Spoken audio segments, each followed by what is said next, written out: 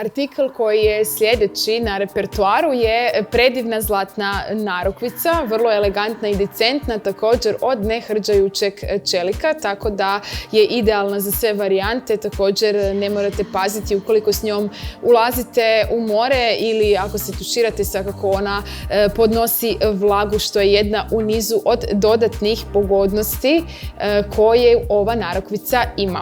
Što se tiče samog izgleda narukvice, znači radi se o zlatnom modelu. Pokazat ćemo i kako ona izgleda kad je stavite na ruku. Znači, zlatan model koji je u obliku ovih kuglica, odnosno perlica koje su naslagane jedna na drugu. I uz ove zlatne perlice također imamo i ove sitne detalje, znači uzorak u obliku kuglice, odnosno detalj srca koji je obložen sa cirkonima sa unutrašnje strane. Znači, vrlo decentan model, imitacija Swarovski kristala, u svakom slučaju jako lijepo pristaje uz ovu zlatnu varijantu. Vidimo i ove kuglice koje su naslagane jedna na drugu po cijeloj dužini, zaista vrlo elegantna narukvica.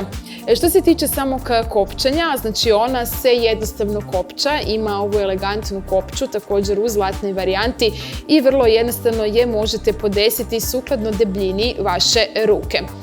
Narukvica je idealna i za neke svečane varijante, s obzirom, kažem, da se radi o ovoj zlatnoj boji sa imitacijom Swarovski kristala. Još jednom ćemo ponoviti što se tiče materijala. Radi se o nehrđajućem čeliku.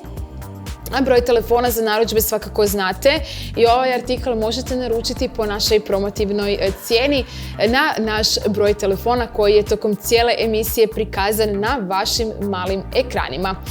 Narukvica svakako se može kombinirati i uz drugi nakit. Ako imate neki zlatni nakit koji također jako lijepo pristaje uz ovu narukvicu, možete je bez problema iskombinirati.